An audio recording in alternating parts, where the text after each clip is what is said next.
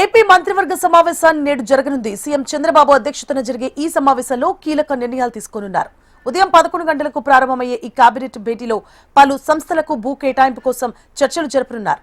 రాజధాని అమరావతిలో అనాథ పిల్లలకు నెల నెల పెన్షన్ పథకం కేబినెట్ ఆమోదం తెలపనున్నట్లుగా సమాచారం. అలాగే అమరావతిలో వీధిపోటు ఫ్లాట్లు 112 వేరే చోట ఇచ్చేందుకు నిర్ణయాలు తీసుకోనున్నారు. రాజధానిలో రివర్ ఫ్రంట్ లో మెరీనా అభివృద్ధికి ఆమోదం తెలిపే ఛాన్స్ ఉంది. హిట్కో నుంచి 4,450 కోట్ల రుణం తీసుకునేందుకు సిఆర్డీఏకి అనుమతి ఇవ్వనున్నట్లుగా కూడా సమాచారం తెలుస్తోంది.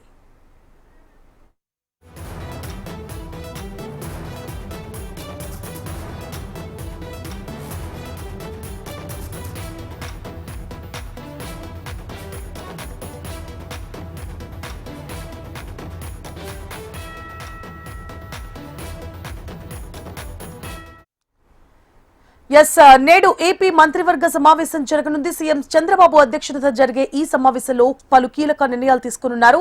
ఉదయం 11 గంటలకు ప్రారంభమయ్యే ఈ కేబినెట్ భేటీలో పలు సంస్థలకు భూ కేటాయింపు కోసం చర్చలు జరపనున్నారు. ఇదే అంశానికి సంబంధించి పూర్తి డీటెయిల్స్ ని మా AP bureau chief Harikishan live లో అందించడానికి సిద్ధంగా ఉన్నారు.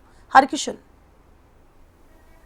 Thank you Suvarna and good morning. ఈ రోజు రాష్ట్ర ముఖ్యమంత్రి చంద్రబాబు అధ్యక్షతన రాష్ట్ర సచివాలయంలో మంత్రి మండలి సమావేశం జరగబోతోంది. ఇందులో పలు కీలక నిర్ణయాలు అయితే తీసుకోబోతున్నటువంటి పరిస్థితి ఉంది. ప్రధానంగా ఏదైతే అమరావతికి సంబంధించి ఇప్పుడు పెట్టుబడి పరిశ్రమలు ముందుకు వస్తున్నాయో, ఉద్యోగ ఉపాధి అవకాశాలు కల్పించేందుకు అమరావతి కేంద్రంగా, అలాగే రాష్ట్ర వ్యాప్తంగా అనేక ప్రాంతాల్లో కూడా పెట్టుబడులు పెట్టేందుకు ముందుకు వస్తున్నటువంటి నేపథ్యంలో కంప్లీట్ గా ఆ సంస్థలకు చర్చించి భూములు కేటాయించేందుకు కూడా సిద్ధమవుతున్నారు. అలాగే ఎస్ఐపిబి మరియు సిఆర్డిఏ సమావేశాల్లో ఆ సమీక్షలో తీసుకున్నటువంటి నిర్ణయాలకు సంబంధించి కూడా ఈ రోజు కేబినెట్ లో చర్చించి ఆమోదం తెలపబోతున్నటువంటి పరిస్థితి కూడా లేకపోలేదు.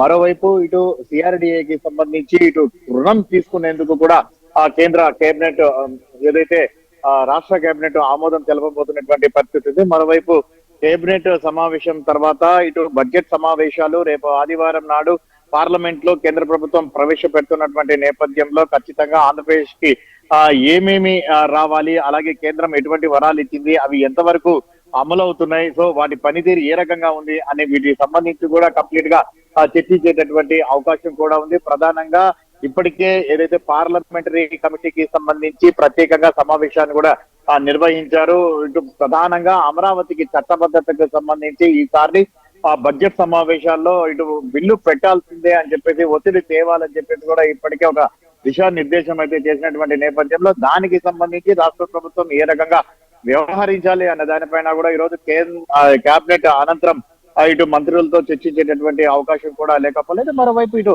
అమరావతి ప్రాంతంలో ఏదైతే రిటర్నబుల్ ఫ్లాట్స్ రైతులకు ఇచ్చారో ఏకంగా 112 ఫ్లాట్స్ వీటికి సంబంధించి వీధి క్యూల వచ్చింది. సో వాటికి సంబంధించి ప్రత్యామ్నాయంగా వేరే ప్రాంతాల్లో వారికి ఫ్లాట్లు కేటాయించేందుకు కేబినెట్ లో చర్చించి నిర్ణయం అయితే తీసుకోబోతున్నటువంటి పరిస్థితి కూడా ఉంది. మరోవైపు ఇటు అమరావతికి సంబంధించి అభివృద్ధి వైపు, అలాగే ఏదైతే నిర్మాణానికి సంబంధించి జరుగుతున్నాయో అవి ఎంతవరకు నిర్మాణాలు పూర్తయ్యాయి, ఇంకా ఏమేమి కొనసాగించాలి అన్న దానిపైన కూడా పూర్తి స్థాయిలో చర్చించేటటువంటి అవకాశం ఉంది. మరోవైపు రాజధాని ప్రాంతంలో ఉన్నటువంటి అనాథ పిల్లలకు ఎవరైతే తల్లి తండ్రి లేకుండా ఉన్నటువంటి పిల్లలు, వారి బాగోగులు, వారి భవిష్యత్తు కోసం, వారి చదువు అవసరాల కోసం, అంటే వాళ్ళ డ్రాప్ అవుట్స్ అనేవి జరగకుండా ఉండేందుకు వారికి పెన్షన్ అనేది ఏర్పాటు చేయాలని చెప్పేసి కూడా ఇప్పటికే చర్చ జరిగింది. సో ఈ చర్చ నేపథ్యంలో ఈ రోజు ఆ కేబినెట్ లో కూడా చర్చలో పెట్టి వాటికి సంబంధించి ఒక నిర్ణయం తీసుకునేటటువంటి అవకాశం కూడా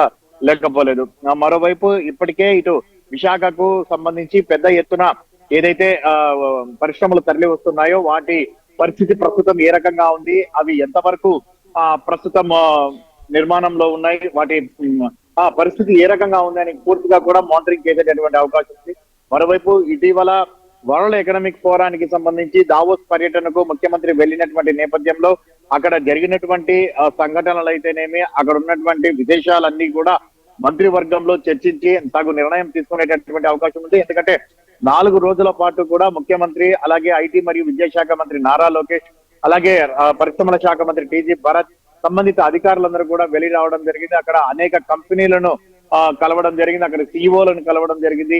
ఈజీ ఆఫ్ డూయింగ్ బిజినెస్ కి కేర్ ఆఫ్ అడ్రస్ గా ఆంధ్రప్రదేశ్ ఉంది కాబట్టి పెట్టుబడులు పెట్టేందుకు ముందుకు రావాలని చెప్పేసి కూడా వారు కోరడం జరిగింది. ఈ నేపథ్యంలోనే చాలా దేశాలకు సంబంధించినటువంటి ప్రతినిధులతో పాటు అనేక ప్రముఖ కంపెనీలకు సంబంధించినటువంటి సీఈఓలందరూ కూడా సానుకూలంగా స్పందించారు. ఖచ్చితంగా తాము ఆంధ్రప్రదేశ్ కు తరలి వస్తాము, పెట్టుబడులు పెడతాము అని చెప్పేసి కూడా వారు హామీ ఇచ్చినటువంటి నేపథ్యంలో ఆ వివరాలన్నీ కూడా ఈ రోజు ముఖ్యమంత్రి మంత్రిమండలి సమావేశంలో చర్చించి వారికి సంబంధించి మళ్ళీ సంబంధిత అధికారుల ద్వారా ఫాలో చేసేటటువంటి ప్రయత్నం అయితే చేస్తారు. సో దానికి సంబంధించి కూడా చర్చ అనేది సాగబోతున్నటువంటి పరిస్థితి ఉంది.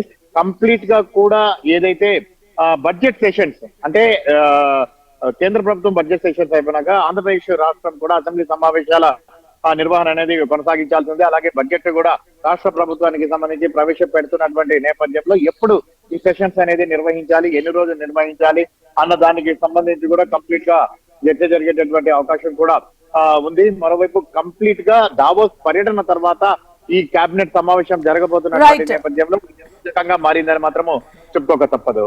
సువర్ణ. Right, thank you for the updates Harikishan.